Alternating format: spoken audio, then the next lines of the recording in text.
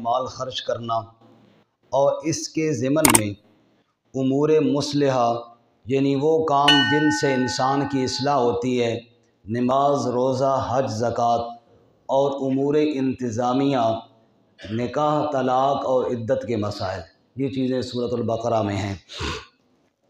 تو گزشتہ سبق تک ہم نے جہاں پڑھا تھا اس میں توحید اور رسالت کا بیان تھا۔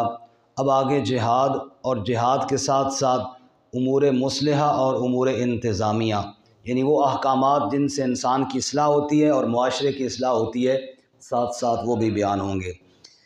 اس سے قبل تحویل قبلہ کا مسئلہ ہم کل پڑھ رہے تھے کہ قبلہ تبدیل ہوا، اس کی تفصیلی جواب دینے کے بعد رب العالمین فرماتے ہیں لیس البر ان تولوا وجوہکم قبل المشرق والمغرب، ساری نیکی یہی نہیں ہے کہ منہ کس طرف پھیرنا ہے، نیکی کے کام اور بھی ہیں، انہی میں نہ الجھے رہو، باقی کاموں کی طرف بھی آؤ، اللہ پر، آخرت پر، فرشتوں پر، کتابوں اور نبیوں پر ایمان لاؤ، اور مال اللہ کی محبت میں دو، رشتہ داروں کو، یتیموں کو، مسکینوں کو، مسافروں کو، سوالیوں کو اور غلام آزاد کرنے میں، نماز قائم کرو، زکوٰۃ دو، وعدے کے ساتھ وفا کرو اور ہر حال میں صبر کرو۔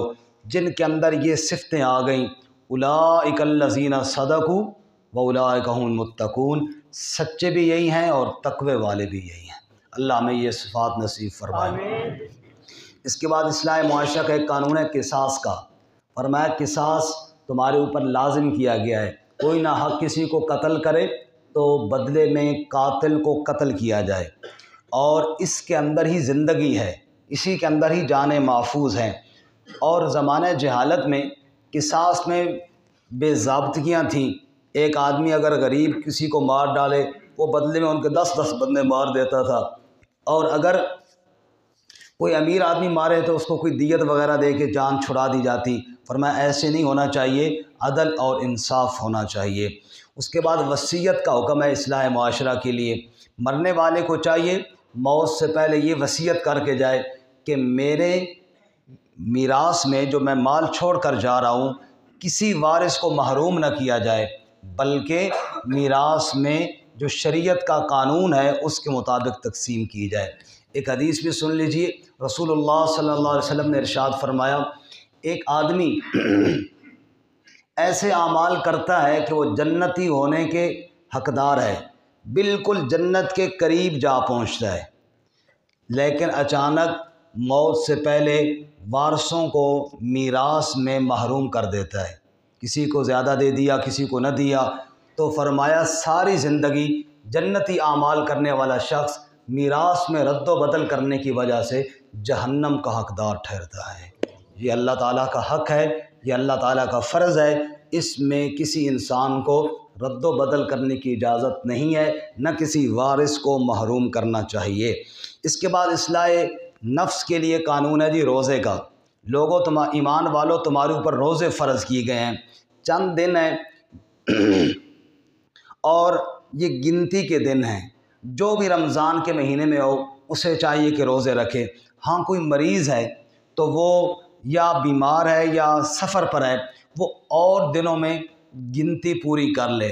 یہاں پر یہ مسئلہ ذرا سمجھ لینا چاہیے کہ مریض دو قسم کے ہیں، ایک وہ مریض ہے جو ماشاءاللہ ٹھیک ٹھاک تھا، رمضان میں 2-3 دن اس کی طبیعت خراب ہو گئی، اب وہ 3 دن 4 دن اس کو روزہ چھوڑنا پڑ گیا، تو اس مریض نے کوئی فدیہ نہیں دینا، بلکہ اس مریض نے بعد میں روزے قضا کرنے ہیں، یعنی عید کے بعد اس نے یہ 4 روزے، یہ 5 روزے جو اس کے رہ گئے ہیں یہ اس نے دوبارہ رکھنے ہیں، اس نے فدیہ نہیں دینا۔ فدیہ اس مریض کے لیے ہے جو بوڑھا ضعیف ہے، اور ظاہر بات ہے جس کی اب 100 سال عمر ہونے والی ہے اور بیچارہ ضعیف بھی ہے، اب ظاہر بات ہے رمضان کے بعد اس نے کون سا ٹھیک ہونا ہے، رمضان کے بعد تو اور زیادہ وہ کمزور ہو جائے گا جیسے جیسے بوڑھا ہو رہا ہے۔ اس مریض کے لیے فدیہ ہے، اس مریض کے لیے یہ حکم ہے کہ وہ کسی مسکین کو 2 ٹائم کا کھانا کھلا دے، ایک روزے کے بدلے میں، یا جتنے فطرانے کے پیسے ہوتے ہیں آج کل 2 کلو گندم میرا خیال میں 320 روپے کی بنتی ہے تقریباً، اتنا وہ ایک روزے کے بدلے میں دے دے تو یہ اس کی طرف سے فدیہ ہو جائے گا۔ لیکن وہ مریض جو ضعیف ہے اور جس کی ٹھیک ہونے کی امید نہیں ہے۔ اس کے بعد آگے فرمایا وَإِذَا سَأَلَكَ عِبَادِي عَنِّي فَإِنِّي قَرِيبٌ، میرے بندے اگر میرے بارے میں پوچھے نا تو میں اپنے بندوں کے بہت قریب رہتا ہوں۔ اجیب دعوت الداع اذا دعان، اتنا قریب ہوں کہ جب بھی کوئی مجھے پکارے میں اس کی پکار کا جواب دیا کرتا ہوں۔ سبحان اللہ۔ رمضان کے مسئلے کے ساتھ ساتھ اس کا ذکر کرنا مفسرین فرماتے ہیں اس لیے بھی ہے کہ ایک تو اس وجہ سے کہ لوگ روزہ رکھ کر یہ نہ سوچیں کہ بھائی رب کو منانا تو بڑا ہی اوکھا کام ہے، سارا دن بھوکا رہو، رات کو تراویح پڑھو، بڑا مشکل کام ہے۔ فرمایا نا نا نا نا، یہ تو تمہاری اصلاح کے لیے ہے تاکہ تمہارے اندر تقوی پیدا ہو جائے، باقی رب تو تمہاری شاہ رگ سے بھی زیادہ قریب ہے۔ دوسرا مطلب یہ ہے اس کا یہاں پہ ذکر کرنا کہ رمضان میں خاص کر رب کو پکارا کرو، یہ دعاؤں کے قبول ہونے کا سیزن ہے، اللہ ہمیں توفیق عطا فرمائے۔ اس کے بعد شروع میں چونکہ رمضان کی راتوں کا بھی روزہ تھا، بعد میں رخصت ہو گئی تو اس کا ذکر ہے۔ فرمایا کھاؤ پیو، سحری کا حکم ہے جی، کھاؤ پیو یہاں تک کہ سفید دھاگا کالے دھاگے سے واضح ہو جائے، یعنی صبح صادق کی جو روشنی پھوٹتی ہے، جو پاؤ پھوٹتی ہے نا، اس وقت تک کھاؤ پیو۔ ایک صحابی رضی اللہ تعالیٰ عنہ نے اس کو اصلی معنی پر سمجھا تو 2 دھاگے انہوں نے، ایک کالا دھاگا لے لیا اور ایک سفید لے لیا اور اپنے تکیے کے ساتھ رکھ لیے۔ بھائی اس وقت تک کھانا پینا جائز ہے جب تک اتنی روشنی نہ ہو جائے کہ ان دونوں دھاگوں میں فرق سمجھ میں آ جائے۔ تو نبی صلی اللہ علیہ وسلم کو ایک دن بتایا، آپ ہنس پڑے، فرمایا واہ تیرے تکیے کی کیا بات ہے بھائی، اس نے تو پوری افق کو اپنے نیچے دبا لیا ہے۔ وہ اللہ کے بندے، یہ دھاگا نہیں مراد، دھاگا وہ مراد ہے جو افق پر روشنی پھیلتی ہے صبح صادق کی، وہ مراد ہے۔ معلوم ہوا ہر بندہ تفسیر اپنی طرف سے کرنا چاہے تو نہیں کر سکتا جب تک کہ نبوت کی روشنی موجود نہ ہو۔ تو بہرحال اس کے بعد آگے اللہ فرماتے ہیں، توجہ ہے جی سب حضرات کی، روزے کا حکم ذکر کرنے کے فوراً بعد وَلَا تَأْكُلُوا أَمْوَالَكُمْ بَيْنَكُمْ بِالْبَاطِلِ، ایک دوسرے کے مال ناجائز طریقے سے مت کھاؤ۔ بالکل روزے کے ساتھ اس کا حکم بیان کیا، کیوں؟ اس لیے کہ روزے میں تو پانی پینے سے روک گیا، روزے میں تو کھانا کھانے سے روک گیا، ارے دوسرے کا مال کھانے سے بھی رک جا۔ یہ تو پریکٹس تھی تجھے یہ بات سمجھانے کی، جیسے یہاں پر پانی نہیں پینا، جہاں پر کھانا نہیں کھانا، رشوت نہیں کھانی، سود نہیں کھانا، ناجائز قبضہ نہیں کرنا وغیرہ وغیرہ، یہ تو تجھے سمجھانے کے لیے تھا۔ جیسے یہاں پر منع ہے نا، ایسے ہی غیر رمضان میں دوسرے کا حق کھانا بھی کیا ہے؟ منع ہے اور حرام ہے۔ اس کے بعد اصلاح نفس کے لیے حج کا حکم ہے جی۔ فرمایا حج کی 3 قسمیں ہیں۔ کتنی قسمیں ہیں جی؟ حج افراد، حج تمتع اور حج قران۔ حج افراد یہ ہے جی عرفان صاحب، حج افراد یہ ہے کہ آدمی صرف حج کرے، اس میں عمرہ نہ کرے، یہ وہاں کے لوگ کرتے ہیں جو حرم میں رہتے ہیں۔ حج تمتع یہ ہے جو ہمارے اکثر پاکستانی کرتے ہیں، یہاں سے عمرے کا احرام باندھ کر گئے اور عمرہ ادا کرنے کے بعد احرام کھول دیا، مکہ مکرمہ میں رہے اپنے ہوٹل میں، حج کے دنوں میں وہیں مکہ سے احرام باندھا اور حج کر لیا۔ یہ ایک سفر میں 2 کام ہو گئے، لیکن احرام اکٹھا نیت سے نہیں باندھا تھا۔ یہاں سے میقات سے پہلے جو احرام باندھا تھا وہ صرف عمرے کا باندھا تھا، اور وہاں عمرہ ادا کرنے کے بعد حج کا احرام مکہ سے ہی باندھا۔ اس کو کہتے ہیں حج تمتع۔ کیا کہتے ہیں جی؟ حج تمتع۔ تیسرا حج ہے حج قران۔ حج قران یہ ہے کہ جب ہم نے یہاں سے احرام باندھا ہے نا جی، تو دونوں کی نیت اکٹھی کر لیں، عمرے کی بھی اور حج کے بھی۔ وہاں جا کے عمرہ کرنے کے بعد ہم نے احرام نہیں کھولنا، بلکہ احرام میں ہی رہنا ہے یہاں تک کہ حج کے سارے اعمال کر کے فارغ نہ ہو جائیں۔ تو اللہ تعالیٰ فرماتے ہیں یہاں پہ 2 مسئلے ہیں جی۔ ایک ہے مسئلہ احصار کا۔ احصار یہ ہے ایک آدمی نے نیت کر لی اپنے اوپر حج عمرہ لازم کر لیا، احرام باندھ لیا، پھر کسی عارضے کی وجہ سے روک دیا گیا، کوئی بیمار ہو گیا، کوئی حادثہ ہو گیا، کوئی مسئلہ بن گیا، وہ روک دیا گیا، اب احرام تو وہ باندھ چکا ہے، نیت تو وہ کر چکا ہے، لیکن اب وہاں پہنچ نہیں پا رہا، کوئی ایسا عارضہ لائق ہو گیا، اور ایسے عارضے لائق ہو سکتے ہیں، اللہ نہ کرے بندہ کوئی شدید بیمار ہو سکتا ہے، کوئی حادثہ ہو سکتا ہے، اللہ سب کی حفاظت فرمائے، تو اس کا مسئلہ بیان کیا، ورنہ اس کو چاہیے کہ وہ جو حج پہ لوگ جا رہے ہیں نا جی، ظاہر ہے سب کو تو عارضہ نہیں لائق ہوگا نا، باقی لوگ تو جا رہے ہوں گے، وہ جانے والے کو قربانی دے دے، اور آج کل تو قربانی کے پیسے ہی دے سکتا ہے کیونکہ جانور تو یہاں سے جانے مشکل ہے، تو وہاں اس کی جگہ پر حرم کی حدود میں اس کی طرف سے ایک جانور ذبح کر دیا جائے، اور یہ احرام کھول دے، جانور ذبح ہو جانے کے بعد احرام کھول دے گا، پھر جب اللہ اسے توفیق دیں گے اس حج یا عمرے کی قضا کر لے گا۔ دوسرا مسئلہ یہاں پہ یہ بیان ہوا کہ جس نے حج تمتع یا حج قران کیا، دیکھو سفر ایک کیا، حج اور عمرہ کام دو کر لیے، تو اس پر ایک اضافی قربانی شکرانے کی لازم ہے کہ وہاں پر قربانی کرے، اور جس کے پاس قربانی کے پیسے نہ ہوں اس نے 10 دن روزے رکھنے ہیں، 3 دن حج کے دنوں میں اور 7 حج کے بعد، یہ 10 پورے ہو جائیں گے۔ اس کے بعد فرمایا الحج اشہر معلومات، حج کے مہینے مقرر ہیں۔ حج کے مہینے کیا ہیں جی؟ چونکہ آج کا سبق زیادہ مسائل سے متعلق ہے، مسائل سمجھنا بہت زیادہ ضروری ہے اور بہت اجر کی بات ہے، لیکن اس میں جوش کم ہوتا ہے، ہوش زیادہ ضروری ہوتا ہے۔ نیند سے اپنے آپ کو بچا، تھوڑا بہت کروٹ اوپر نیچے ہوتے رہیں تاکہ جاگتے رہیں اور توجہ پوری میری طرف رہے، ایسا نہ ہو کہ مسئلہ کچھ کا کچھ نہ بن جائے۔ حج کتنے مہینوں میں ہوتا ہے جی؟ کتنے مہینوں میں؟ 1 مہینے میں، ذوالحجہ کے مہینے میں، وہ بھی چند دنوں میں ہوتا ہے، لیکن حج کے مہینے ہیں، اس سے کیا مراد ہے؟ مراد یہ ہے کہ ابھی جو میں نے آپ کو تمتع اور قران بتایا ہے، یہ تبھی ہو سکتا ہے نا کہ حج کے مہینے ہوں، اور وہ یہ جو عید ہے نا، ابھی ہماری عید آنے والی شوال کا چاند، شوال سے عید کے بعد سے شوال کے چاند سے شروع ہو جاتے ہیں، شوال، ذوالقعدہ، ذوالحجہ، یعنی اگر کوئی قران کرنا چاہے تو شوال میں بھی کر سکتا ہے۔ تمتع کرنے والا اگر گیا ہے شوال میں اس نے عمرہ کر لیا ہے، پھر وہیں ٹھہرا رہا ہے، حج کر کے آئے تو اس کا تمتع اور قران ہو جائے گا، یعنی حج کی نیت شوال، ذوالقعدہ، ذوالحجہ تینوں مہینوں میں ہو سکتی ہے، اس لیے فرمایا حج کے کتنے مہینے ہو گئے جی؟ 3 مہینے ہو گئے۔ آگے فرمایا وَتَزَوَّدُوا، حج پہ جانے والوں خرچہ ساتھ لے جایا کرو، خرچہ ساتھ لے جایا۔ اچھا بعض لوگ خرچہ نہیں لے کے جاتے، وہ خیر جی ادھر بڑی سبیلیں لگتی ہیں وہاں سے کھا لیں گے، فرمایا یہ کوئی نیت ہی یہاں سے یہ کر کے جانا کہ وہاں لوگوں سے لے لیں گے اور کھا لیں گے، یہ مناسب نہیں ہے، خرچہ ساتھ لے کر جاؤ اور وہاں پہ اپنے کھانے کا انتظام ہو، بندہ یہاں سے جائے کعبہ پہ آگے ہاتھ لوگوں کے آگے پھیلا رہا ہو، یہ کوئی اچھی بات نہیں ہے، خرچہ ساتھ لے کر جایا کرو۔ شیخ سعدی فرماتے ہیں رحمۃ اللہ علیہ، فرماتے ہیں پہلے دور میں قافلے چلتے تھے نا حج کے لیے، حج کا قافلہ جا رہا تھا، ایک صوفی صاحب بھی جا رہے تھے، ان کے پاس کوئی خرچہ مرچہ نہیں تھا، تو میں نے ان سے کہا بھائی صوفی صاحب حج پہ جا رہے ہو تو خرچہ کدھر ہے؟ اس نے کہا تھانوں نہیں پتہ، 80 صوفی لوگ ہیں توکل کرنے والے ہیں، ہم متوکلین میں سے ہیں۔ شیخ سعدی کہتے ہیں میں نے کہا متوکل صاحب قافلے کے ساتھ نہ جاؤ، بعد میں آ جانا۔ انہوں نے کہا کیوں؟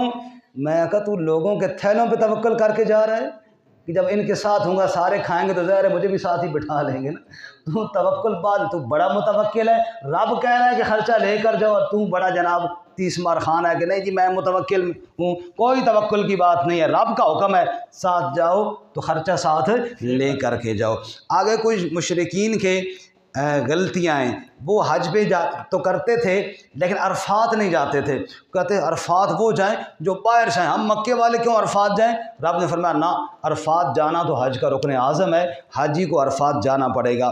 فرمایا 2 قسم کے لوگ ہیں جی جو حج کرتے ہیں، ایک وہ ہے جو رب سے دنیا ہی مانگتے رہتے ہیں، یا اللہ کاروبار چل جائے، یا اللہ فلاں ہو جائے، فلاں ہو جائے، گھر میں بیوی بچوں کے مسائل، یہی چیزیں مانگ کے آ جاتے ہیں۔ ہمارے ایک ساتھی گئے تھے عمرہ کے لیے، میں کو سناؤ بزرگوں کیسا عمرہ رہا؟ وہ سب ایک غلطی ہو گئی۔ میں کہا کیوں؟ وہ کہ جیڑی شاید نہیں منگنی سی وہ مانگ بیٹھا۔ میں کہا وہ کیا ہو گیا؟ کہنے لگا زنانی گم ہو گئی تھی، وہاں پہ نا، تو 2-3 دن مانگتا رہا ہوں یا اللہ مل جائے مل جائے، بعد میں خیال ہے وہ یار گم ہی رہ جاتے ہی ٹھیک ہے دنیا کے مسائل ہی مانگ مانگ کے آ جاتے ہیں، آخرت رب سے مانگتے نہیں۔ وَمِنْهُمْ مَنْ يَقُولُ رَبَّنَا آتِنَا فِي الدُّنْيَا حَسَنَةً وَفِي الْآخِرَةِ حَسَنَةً وَقِنَا عَذَابَ النَّارِ۔ بعض وہ ہے جو رب سے دنیا بھی مانگتے ہیں اور آخرت بھی مانگتے ہیں، اللہ دنیا آخرت ہمیں نصیب فرمائے۔ اس کے بعد آگے اللہ تعالیٰ فرماتے ہیں بعض لوگ ایسے ہیں جن کو بات سمجھائی جائے تو اخذت العزت بالاسم، وہ سمجھتے ہیں میری بےزتی ہو گئی ہے، مجھے کون ہوتا ہے جی سمجھانے والا۔ اللہ فرماتا ہے فحسبہ جہنم، ایسے متکبر کے لیے جہنم ہے، اللہ ہمیں معاف فرمائے۔ اس کے بعد فرمایا تم نے کیا سمجھا، اب ساتھ ساتھ جہاد کا حکم بھی ہے، تم نے کیا سمجھا کہ جناب عمرہ کر لیا 2 رکعت پڑھ لی تو جنت میں جانے کے حقدار ہو گئے؟ اللہ کی راہ میں تکالیف بھی آتی ہیں۔ ام حسبتم ان تدخلوا الجنہ، تم نے کیا سمجھا یوں ہی جنت چلے جاؤ گے؟ ابھی تمہارے پاس پہلے ایمان والوں کی خبر نہیں آئی۔ مستہم البأساء والضراء وزلزلوا، اتنا جھنجھوڑے گئے، تکلیفیں دی گئیں، حتیٰ یقول الرسول والذین آمنوا معہ متی نصر اللہ، یہاں تک کہ رسول بھی اور ایمان والے بھی پکار اٹھے اللہ کی مدد کب آئے گی؟ الا ان نصر اللہ قریب، رب نے کہا اللہ کی مدد قریب ہے۔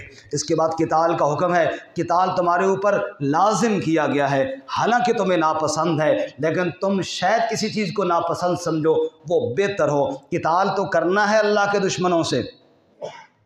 اللہ مجاہدین اسلام کی مدد فرمائے، آمین۔ غزہ اور فلسطین کے مجاہدین کی اللہ مدد فرمائے، آمین۔ جو عزت کے ساتھ غیرت کے ساتھ دشمن کے آگے سینہ تان کر کھڑے ہوئے ہیں، اور اللہ امت مسلمہ کے سارے حکمرانوں کو غیرت نصیب فرمائے، جرت نصیب فرمائے۔ رسول اللہ صلی اللہ علیہ وسلم نے فرمایا تھا اذا ترکتم الجہاد فسلط اللہ علیکم الذلہ، جب تم جہاد چھوڑ دو گے نا اللہ ذلت کو مسلط کر دیں گے۔ آج یہی حالت بنی ہوئی ہے، اللہ تعالیٰ امت مسلمہ پہ رحم فرمائے۔ آگے اللہ فرماتے ہیں شہر حرمت والے مہینوں میں لڑائی کرنا منع ہے، حدود حرم میں بھی لڑنا منع ہے اور حرمت والے مہینوں میں بھی منع ہے۔ حرمت والے مہینے کون سے ہیں؟ ایک حج کا مہینہ ذوالحجہ، ایک اس سے پہلا ذوالقعدہ اور ایک اس کے بعد محرم، یعنی ذوالقعدہ، ذوالحجہ اور محرم، اور چوتھا ہے رجب۔ یہ 4 مہینے حرمت والے ہیں، ان میں لڑائی کرنا منع ہے۔ اس کے بعد آگے اللہ تعالیٰ فرماتے ہیں نکاح کے لیے، اصلاح معاشرہ کے لیے قانون، نکاح کے لیے دیکھو لڑکی ایمان والی ہونی چاہیے، مشرکہ نہیں ہونی چاہیے، مشرکہ۔ اچھا ہمارے ہاں مال دیکھا جاتا ہے، پیسہ دیکھا جاتا ہے، خاندان دیکھا جاتا ہے، نتیجہ کیا نکلتا ہے کہ ایک لڑکی اگر کوئی آگے نہ ایسی مشرکہ تو نسل کی نسل برباد ہو جاتی ہے۔ اللہ تعالیٰ نے فرمایا دھیان کرنا، نکاح لا تنکحوا المشرکات، مشرکہ عورتوں سے نکاح نہ کرنا۔ اسی طرح لڑکی والوں سے کہا ولا تنکحوا المشرکین، اپنی بچیاں مشرکوں کو نہ دو، کیوں؟ اس طرح ان کے دین برباد ہو جائیں گے۔ سب سے پہلے دین کو دیکھو، نبی صلی اللہ علیہ وسلم فرمایا تنکح المرأۃ لأربع، 4 وجہ سے عورت سے نکاح کیا جاتا ہے، مال کی وجہ سے، حسن و جمال کی وجہ سے، حسب نسب کی وجہ سے، اور دین کی وجہ سے۔ حضور فرماتے ہیں تم سب سے پہلے دین کو دیکھا کرو۔ نکاح میں کس کو دیکھنا ہے جی؟ دین کو دیکھنا ہے جی۔ اس کے بعد نکاح کے کچھ دیگر مسائل ہیں جی، توجہ ہے سب حضرات کی۔ اچھا رات کو مجھے ایک ساتھی کہہ رہا تھا کہ جب میاں بیوی کے مسائل آئے نا جی، اس دوران آپ کو تراویح میں کھانسی آ گئی۔ میں کہا ماشاء اللہ، ہمارے شاگرد بھی ایسے ہیں صحیح نوٹ کرتے ہیں کہ کہاں پہ کھانس رہے ہیں سمجھ آئی؟ انہوں نے مجھے پکڑ لیا، اس نے مجھے کہا کہ آج میں نے آپ کی ایک چوری پکڑی ہے، آپ کو کھانسی پتہ ہے کون سی ایت پر آئی؟ میں نے کہا جی مجھے تو یاد نہیں ہے۔ کہتا ہے اس اور لگنا کوئی رولا ہے آگے سنیے جی، نکاح کے کچھ مسائل، گھریلو زندگی کے کچھ اہم مسائل۔ اللہ تعالیٰ فرماتے ہیں حیض کے بارے میں لوگ سوال کرتے ہیں تو بتاؤ وہ گندگی ہے، اس دوران عورتوں کے قریب مت جاؤ، جب پاک ہو جائیں پھر جہاں اللہ نے حکم دیا جاؤ۔ اس کے بعد ایلا کا مسئلہ ہے، بڑا اہم مسئلہ ہے، کئی لوگ پوچھتے بھی ہیں، توجہ کرنا۔ پہلے میں آپ کو وہ بتاؤں کہ جو لوگ پوچھتے ہیں، پھر آیت سناؤں گا تو کئی شبہات کے جوابات بھی آ جائیں گے۔ کئی لوگ پوچھتے ہیں مولوی صاحب مسئلہ یہ بتاؤ، شوہر گیا ہے آج جناب 4 مہینے سے زیادہ باہر چلا گیا ہے، بیوی کو طلاق ہو گئی؟ یہ کئی لوگ پوچھتے ہیں، نہیں ہوتی۔ وہ جو 4 مہینے والی بات ذہن میں آئی ہے وہ کیوں آئی ہے وہ سننا. وہ الہ کا مسئلہ یہ ہے، اصل مسئلہ یہ ہے کہ ایک آدمی قسم کھاتا ہے، اپنی بیوی سے کہتا ہے اللہ کی قسم میں آج کے بعد تیری قربت اختیار نہیں کروں گا. بیوی سے کیا کہا؟ اللہ کی قسم آج کے بعد میں تیری قربت اختیار تیرے قریب نہیں جاؤں گا. اس قسم کھانے کے بعد 4 مہینے گزر گئے. اس قسم کھانے کے بعد 4 مہینے گزر گئے. اب اس پر ایک طلاق واقع ہو جائے گی. اس کو کہتے ہیں ایلا. اگر قسم نہ کھائے نا پھر طلاق نہیں ہوتی. اب قسم کھائی ہے، دوسری بات سنیے، قسم کھائی ہے 4 مہینے تیرے قریب نہیں جاؤں گا، تو مہینہ ایک ہی گزرا، ہوش ٹھکانے آ گیا، بھائی نہیں یار یہ تو قسم میں نے نہیں سیکھ کھائی، چلا گیا، تو اب بھی طلاق نہیں ہوگی، صرف قسم کا کفارہ دینا پڑے گا. قسم ٹوٹ گئی ہے نا، طلاق تو نہیں ہوگی، قسم کا کیا دینا ہوگا؟ اس کے علاوہ کوئی نہیں ہے. جو باہر ساتھی ہیں ذرا ان کی منت کریں کہ اجتماعی عمل میں شریک ہو جائیں، یا کم از کم اپنا آواز تو کم رکھیں. قسم کا کفارہ ہم 7ویں پارے میں آگے پڑھیں گے انشاءاللہ. ویسے 10 مسکینوں کا کھانا ہے یا پھر 3 روزے ہیں، انشاءاللہ 7ویں پارے میں آ رہا ہے، وہ تفصیل سے پھر پڑھیں گے. اس کے بعد طلاق والیوں کی عدت کا بیان ہے جی. اگر کسی عورت کو طلاق دی جائے تو اس کی عدت 3 قروء، 3 حیض ہے جی. 3 حیض ہو جائے اس کے بعد کیا ہے جی؟ اس کی عدت پوری ہو جائے گی. اس کے بعد ہے کہ اگر طلاق والی کے پیٹ میں بچہ ہے اور وہ یہ نہ بتائے کہ میرے پیٹ میں بچہ ہے تو یہ گناہ گار ہوگی. کیوں کہ اگر پیٹ میں بچہ ہے نا جی پھر اس کی عدت 3 حیض نہیں ہے، پھر اس کی عدت بچے کی پیدائش تک ہے. پھر اس کی عدت کیا ہے؟ اب یہ تو عورت بتائے کہ اس کے پیٹ میں بچہ ہے یا نہیں ہے، اگر وہ نہیں بتائے گی تو گناہ گار ہوگی. اور جو عورت بیوہ ہو جائے اس کی عدت 4 مہینے اور 10 دن ہے. بیوہ کی عدت کتنی ہے؟ 4 مہینے 10 دن. اور جس عورت کا نکاح ہو، میاں بیوی آپس میں ملے نہ ہو، ملاپ سے پہلی طلاق ہو جائے، اس کی کوئی عدت نہیں ہے، اس کی کوئی عدت نہیں. تو میں نے 4 مسئلے عدت کے بتا دیے. وہ عورت جس کو حیض آتا ہو بچہ بھی نہ ہو اس کی عدت 3 حیض ہے. جس کا بچہ ہو اس کی عدت بچے کی ولادت تک ہے. جو بیوہ ہو اس کی عدت 4 مہینے 10 دن ہے. جس کا نکاح ہو اور بغیر رخصتی کے، بغیر میاں بیوی کے ملاپ کے طلاق ہو جائے اس کی کوئی عدت نہیں ہے، اس کی کوئی عدت نہیں ہے. اس کے بعد فرماتے ہیں الطلاق مرتان، طلاق رجعی، طلاق بائن، طلاق مغلظہ، یہ 3 قسم ہے جی. طلاق رجعی، طلاق بائن، طلاق مغلظہ. رجعی یہ ہے جس میں رجوع ہو سکتا ہے، وہ 2 ہیں.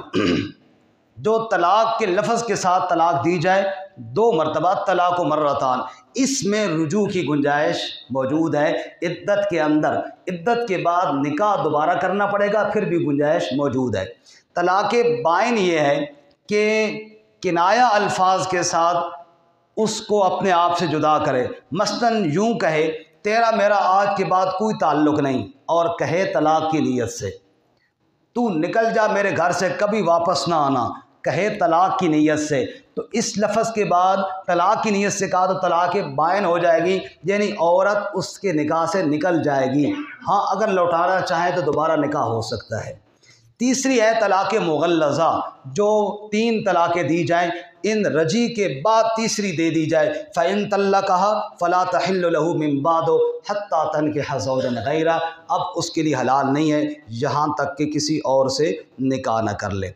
اس کے بعد رضاعت کے مسائل ہیں جی. رضاعت کہتے ہیں دودھ پلانے کو. فرمایا 2 سال تک بچے کو دودھ پلانا چاہیے، اور اگر آپس کے مشورے سے میاں بیوی کی رضامندگی سے کسی اور عورت کا دودھ پلوایا جائے کوئی حرج نہیں، وہ اور عورت اس کی رضائی ماں بن جائے گی. اور ہاں اتنی بات یہ ہے کہ اس کا خیال رکھا جائے، جس نے دودھ پلایا ہے اس کا حق دیا جائے، اس کی خدمت وغیرہ کی جائے.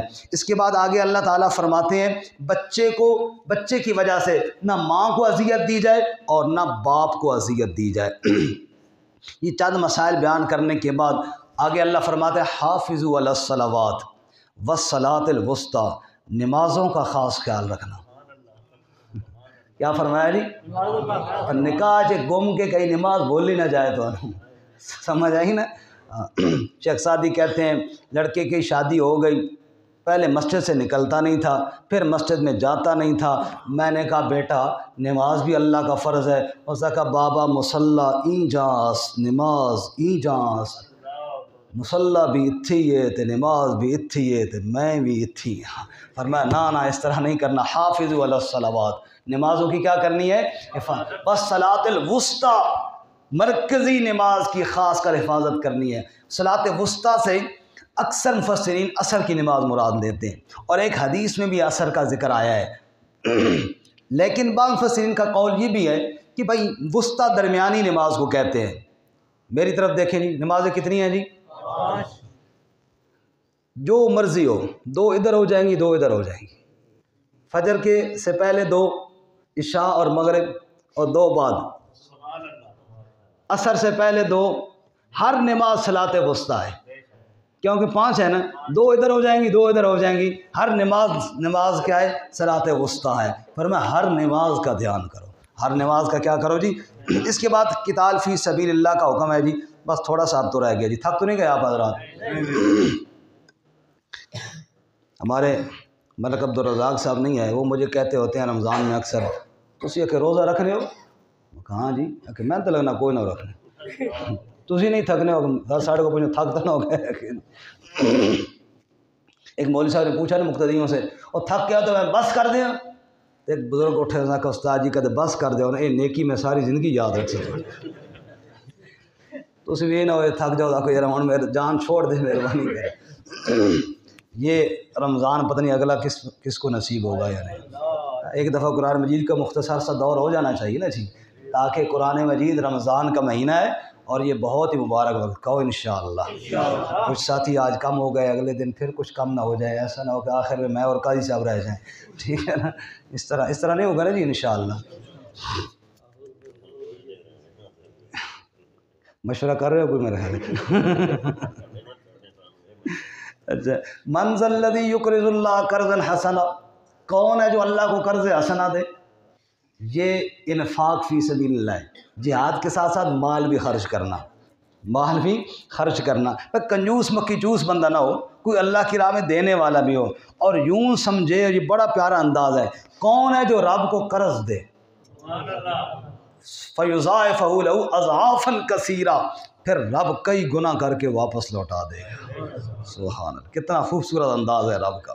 اس کے بعد آگے اللہ تعالیٰ فرماتے ہیں، بنی اسرائیل کا ایک گروہ تھا، جہاد سے کرنی کتراتا تھا، وقت کے نبی سے کہتا تھا کوئی کمانڈر ہوتا نا تو پھر اسی بھی کر دے جہاد، جیسے آج میں اور آپ سب باتیں کرتے ہیں، وہ جی کشمیر فتح کرنا نا بڑا فٹ ہوگا جی، اسی بھی جاؤں باشو، جان بھی حاضر ہے، خون بھی حاضر ہے، دعوے بڑے کرتے ہیں، لیکن جب موقع ہے نا لگتا پھر پتہ ہے کہ کون تیار ہے جہاد کے لیے۔ وہ بھی کہتے تھے کوئی امیر مقرر کرو، جہاد ہونا چاہیے، ورنہ صبر کرو اللہ کا حکم آئے گا۔ پھر مقرر ہو گیا جی، ان اللہ قد بعث لکم طالوت ملکا، اللہ نے تمہاری حضرت طالوت کو امیر مقرر کیا۔ کہنے لگے ہاں طالوت کیسے امیر ہو گیا جی، اس کے پاس تو پیسہ کوئی نہیں ہے۔ فرمایا پیسے والا امیر نہیں بنتا، امیر وہ بنتا ہے جہاد میں جس کے پاس علم ہو اور جہاد کو سمجھتا ہو۔ زادہ بسطۃ فی العلم والجسم، جسمانی قوت ٹھیک ہو اور اس کے ساتھ ساتھ علم بھی ہو، اللہ نے یہ دونوں چیزیں دی ہیں۔ بہرحال پہلے تو وہ نہیں مان رہے تھے، پھر نشانی بتائی کہ وہ تابوت جس کے اندر موسیٰ علیہ السلام کی عصا اور پیراہن اور من سلوے کا مرتبان یا تورات کے نسخے، جس کو بنی اسرائیل تابوت سکینہ کہتے تھے، سکون والا تابوت، وہ ظالم بادشاہ نے حملہ کیا تھا تو وہ لے گیا تھا۔ فرمایا اس کی نشانی یہ ہے طالوت کے امیر ہونے کی کہ فرشتے اس تابوت کو اٹھا کر حضرت طالوت کے پاس لے آئیں گے، تو پھر تمہیں سمجھ جانا چاہیے کہ اللہ کی طرف سے امیر ہے۔ چنانچہ ایسے ہوا، اب انہوں نے امیر مان لیا، اب چلے جناب جہاد پر روانہ ہوئے۔ گرمیوں کا موسم ہے، پیاس لگی ہوئی ہے، آگے نہر بہہ رہی ہے میٹھے پانی کی۔ حضرت طالوت نے فرمایا اللہ کی طرف سے آزمائش ہے، جس نے اس نہر سے پانی پیا وہ میرے لشکر میں ساتھ نہیں جا سکتا، یا وہی جائے گا جو پانی ایک آدھ چلو پی سکتا ہے۔ اور آپ جانتے ہیں پیاس لگی ہو اور بندہ ایک چلو پیے تو دل کرتا ہے یار تھوڑا اور پیوں، پیاس تو بڑا کٹتی ہے۔ یہ آزمائش تھی۔ اب جناب فشربوا منہ، اکثر لوگوں نے پانی پی لیا، انہوں نے آقا جہاد ہونا راضی پانی تو پی ڈٹ کے پانی اکثر لوگوں نے پی جب لیکن اللہ قلیل کچھ تھے جنہوں نے اللہ کے اس نیک بندے کی بات کو مان لیا اور پانی نہ پیا۔ اب پیاس پانی نہیں بجھاتا، پیاس تو میرا رب بجھاتا ہے۔ دیکھو نا رمضان کا مہینہ ہے نا، سخت گرمی، آج کل تو خیر گرمیاں بھی نہیں ہیں، سخت گرمیوں میں بھی اللہ تعالیٰ توفیق دیتے، بغیر رمضان کے نہیں دن گزارا جاتا بغیر پانی کے، لیکن رمضان میں اللہ تعالیٰ توفیق دے دیتے ہیں۔ تو بہرحال آگے گئے، کہنے لگے جی سامنے مقابلے میں جالوت ہے، کیسے مقابلہ ہوگا، بڑا ظالم ہے۔ ایمان والوں نے کہا کوئی بات نہیں، ہمت کرو۔ خیر ہمت ہوئی، کھڑے ہو گئے میدان میں۔ ایمان والے تھوڑے تھے، رسول اللہ صلی اللہ علیہ وسلم فرماتے ہیں ان کی اتنی تعداد تھی جتنی بدر میں ہماری تعداد تھی۔ سامنے کھڑے ہوئے رب سے دعا کی، اللہ نے ان تھوڑے لوگوں کو زیادہ پر فتح عطا فرما دی۔ حضرت داؤد علیہ السلام ابھی چھوٹے تھے اور اس لشکر میں شریک نہیں تھے۔ قتل داؤد جالوت، حضرت داؤد علیہ السلام نے اس کافروں کے امیر اور کمانڈر جالوت کو جا کر قتل کر دیا اور اسلام کا جھنڈا غالب ہو گیا۔ اللہ فرماتے ہیں یہ سچی خبریں ہم آپ کو سنا رہے ہیں میرے نبی، اس لیے کہ آپ میرے سچے رسول جو ہی ہیں، اس لیے سنا رہے ہیں۔ تلک الرسل فضلنا بعضهم علی بعض، یہ رسول ہم نے بعض کو بعض پر فضیلت دی ہے۔ منہم من کلم اللہ، بعض سے رب نے کلام کیا۔ ورفع بعضهم درجات، بعض کو درجوں میں بلند کر دیا جیسا کہ محمد صلی اللہ علیہ وسلم۔ وآتینا عیسی ابن مریم البینات، بعض کو واضح دلائل دیے جیسے عیسی ابن مریم کو دیے۔ اس کے بعد جناب پھر توحید کا ذکر ہے۔ جہاد کس مسئلے کے لیے ہے؟ وہ ہے لا الہ، زور سے بولو کہ کون سا مسئلہ؟ آیت الکرسی ہے جی، اللہ لا الہ الا ہو، اللہ کے علاوہ کوئی الہ نہیں ہے، کوئی حاجت روا، کوئی مشکل کشا، کوئی داتا و دستگیر، کوئی بگڑیاں بنانے والا، کوئی عزت کا مالک نہ کوئی ذلت کا مالک، صرف کون ہے؟ اللہ۔ کیا دلیل ہے اس پر؟ الحی، ہمیشہ زندہ وہ ہے، القیوم، سب کو تھامنے والا وہ ہے، لا تأخذہ سنۃ ولا نوم، نہ اسے اونگ آتی ہے نہ اسے نیند آتی ہے، لہ ما فی السماوات و ما فی الارض، جو کچھ آسمانوں میں ہے وہ بھی اس کا، جو زمین میں ہے وہ بھی اس کا۔ من ذا الذی یشفع عندہ الا باذنہ، کون ہے جو اس کی اجازت کے بغیر اس کے آگے سفارش کر سکے؟ یعلم ما بین ایدیہم وما خلفہم، اگلے پچھلے سب کچھ حالات جاننے والا کون ہے؟ اللہ۔ ولا یحیطون بشیء من علمہ، ایک شے، ایک ذرہ اللہ کے علاوہ کوئی اس کا پورا علم رکھنے والا کوئی نہیں، احاطہ کرنے والا کوئی نہیں۔ وسع کرسیہ السماوات والارض، اس کی کرسی یعنی اس کا اقتدار آسمانوں اور زمین پر غالب ہے۔ ولا یؤودہ حفظہما، اسے حفاظت تھکاتی نہیں ہے۔ وہو العلی العظیم، وہ بلند بھی ہے، عظمت والا بھی ہے، اس لیے اللہ کے علاوہ کوئی اور معبود نہیں۔ اللہ ولی الذین آمنوا، اللہ ایمان والوں کا دوست ہے۔ سبحان اللہ۔ کیسے دوستی پتہ چلے گی؟ فرمایا یخرجہم من الظلمات الی النور، اندھیروں سے نور کی طرف لے کر آتے ہیں۔ کافروں کے دوست تو شیطان ہے، وہ نور سے نکال کر اندھیرے کی طرف لے جاتے ہیں۔ توجہ کرنا، اللہ ایمان والوں کا دوست ہے اور کافروں کے دوست کون ہے جی؟ شیطان۔ اس پر آگے اللہ نے 3 واقعے بیان کیے۔ پہلا واقعہ ابراہیم علیہ السلام کا۔ ابراہیم علیہ السلام گئے نمرود کے دربار میں اور اس کو کہا میرا رب وہ ہے یحیی و یمیت، جو زندہ کرتا ہے اور موت دیتا ہے۔ نمرود نے کہا انا احیی و امید، میں زندہ کرتا ہوں، میں موت دیتا ہوں۔ نعوذ باللہ من ذالک، زندگی اور موت کا مالک کون ہے؟ اللہ۔ اس پر مفسرین نے لکھا ہے کہ اس نے جناب ایک بندے کو قتل کر دیا، اے دیکھو میں نے موت دے دی، اے جناب میں نے قیدی کو چھوڑ دیا، جناب دیکھو جناب میں نے زندہ کر دیا۔ حالانکہ بے جان میں جان ڈالنا اور چیز ہے، کسی کو قتل کر دینا اور چھوڑ دینا اور بات ہے، لیکن وہ ضد پہ جو بندہ ہو اسے کیا سمجھ میں آئے۔ ابراہیم علیہ السلام فرمایا اچھا یہ سارے کام تو کرنا ہے؟ اس نے کہا ہاں جی میں کرنا۔ فرمایا میرا رب وہ ہے یأتی بالشمس من المشرق، سورج کو مشرق سے لے کے آتا ہے، تو جنا بن فأت بہا من المغرب، مغرب سے طلوع کر کے دکھا، بن جنا پھر فبہت الذی کفر، کافر کے پاس کوئی جواب پھر ایمان لے آیا؟ فرمایا نہیں، واللہ لا یہدی القوم الظالمین، دوستی شیطان کے ساتھ ہو ایمان کہاں نصیب ہو۔ دوسری مثال عزیر علیہ السلام کی۔ عزیر علیہ السلام گزرے بیت المقدس کے پاس، دیکھا جناب شہر ویران ہو گیا، لوگوں کی لاشیں پڑی ہوئی ہیں، جیسے اب غزہ کے حالات ہیں، ہاں اللہ تعالیٰ غزہ کے مسلمانوں کی مدد فرمائے، بلکہ یہی وہی ہے نا جی، یہ غزہ وہی بیت المقدس ہے نا، آج پھر وہی حالات ہو گئے۔ ظالم ایک دور تھا وہاں بھی اس وقت بھی ایسے ہوا، اور آج ظالم پھر اسی طرح کر رہے ہیں۔ حضرت عزیر علیہ السلام نے کہا انا یحیی ھذہ اللہ بعد موتھا، اس بستی کو اللہ دوبارہ کیسے آباد کرے گا، مکان گر گئے، لوگ مر گئے۔ فاماتہ اللہ 100 عام، اللہ نے ادھر ہی حضرت کو 100 سال موت دے دی۔ کتنے سال جی؟ ثم بعث، پھر اللہ نے اٹھایا اور پوچھا کم لبثت، کتنا عرصہ ٹھہرے ہو؟ کہنے لگے جی لبثت یومن او بعض یوم، ایک دن یا دن کا بھی۔ اللہ کا نا بل لبثت 100 عام، آپ تو 100 سال ٹھہرے ہیں، 100 سال۔ کتنے سال جی؟ ہاں 100 سال۔ ہمارے ہاں بڑے اعلان ہوتے ہیں، بادشاہ قبرستان دو تو پرندہ گزر کے جائے نا، حضرت صاحب پہچان لیتے چڑی گزر کے گئی یا چڑا گزر کے گیا۔ میں کہ حضرت صاحب ڈیوٹی چنگی سونی لائی ہے سمجھ آئی، میں تو یہ پہچان کرنی ہے کہ چڑی ہے یا چڑا ہے۔ وہاں کئی چڑے چڑیاں آئے ہوں گے، 100 سال گزر گئے۔ حضرت فرماتے ہیں ایک دن یا ایک دن کا کچھ حصہ میں نے گزارا ہے۔ فرمایا نہیں، دیکھ اپنی سواری کی طرف۔ دیکھا تو جناب سواری تو گدھا جو تھا جس پر سوار ہو کر آئے تھے، ہڈیوں کا نشان رہ گیا تھا، باقی 100 سال میں مر کھپ گیا تھا۔ پھر فرمایا اپنے کھانے کی طرف دیکھا تو اسی طرح تازہ پڑا ہوا تھا۔ توجہ کرنا، ایک حدیث سناؤں، انبیاء کے اجسام محفوظ ہیں، مٹی ان کو نہیں کھاتی۔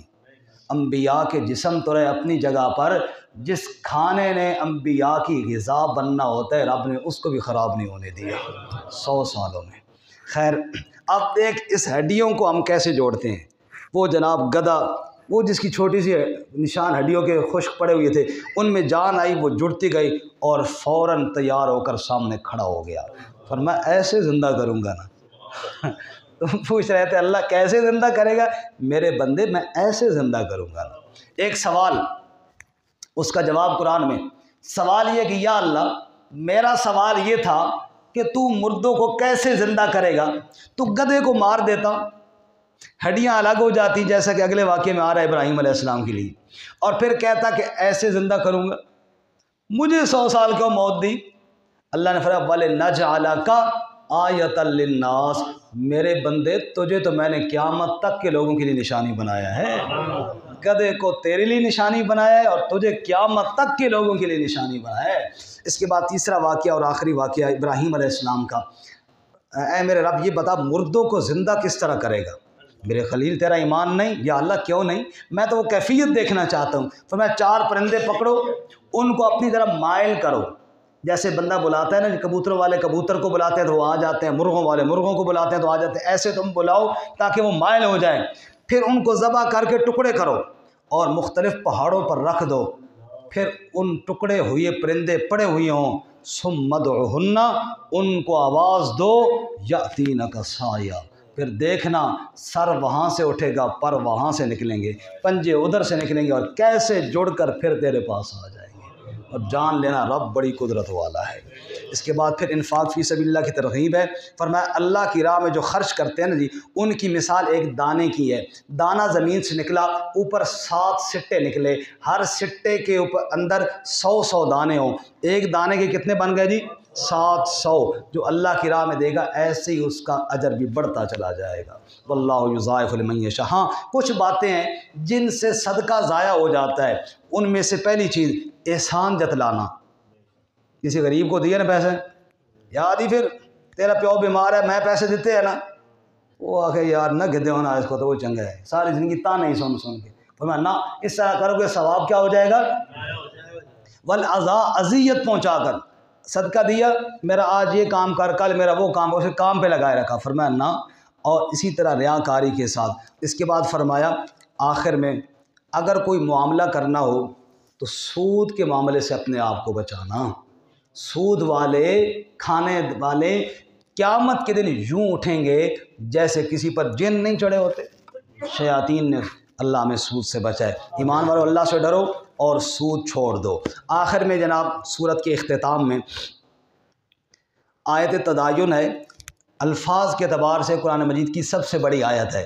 اس میں اللہ یہ فرماتے ہیں کہ کوئی بھی معاملہ ہو تو لکھ لیا کرو، وہ جی خیر ہے جی بعد کر لے ساں، اسی پہ بعد میں بھی جھگڑے بنتے ہیں۔ پھر میں کیا کر لیا کرو، لکھ لیا کرو اور اسٹامپ پیپر پہ لکھوایا کرو۔ یہاں پر یہ مطلب ہے، اللہ فرماتے ہیں کاتب سے لکھواؤ۔ تو آج کل کا کاتب کیا ہے، اسٹامپ کروا لو اور اس پر گواہ بنا لو، اس پہ باقاعدہ یہ چیزیں بھی ہوتی ہیں۔ اور فرمایا سستی نہ کیا کرو لکھنے میں تاکہ بعد میں جھگڑے نہ ہوں۔ سورت کے آخر میں دعا ہے، ربنا، اے ہمارے رب، لا تؤاخذنا ان نسینا و اخطانا، ہمیں نہ پکڑنا اگر ہم بھول جائیں یا خطا ہو جائیں۔ ربنا ولا تحمل علینا اصرا کما حملتہ علی الذین من قبلنا، اے ہمارے رب ہم سے وہ بوجھ نہ اٹھوا جیسا کہ تو نے پہلے لوگوں سے اٹھایا، اور ہم سے وہ نہ اٹھوا جس کی طاقت نہیں۔ واعف عنا واغفر لنا وارحمنا، معاف فرما، درگزر فرما، رحم فرما، انت مولانا فانصرنا علی القوم الکافرین۔ وآخر دعوانا ان الحمد للہ۔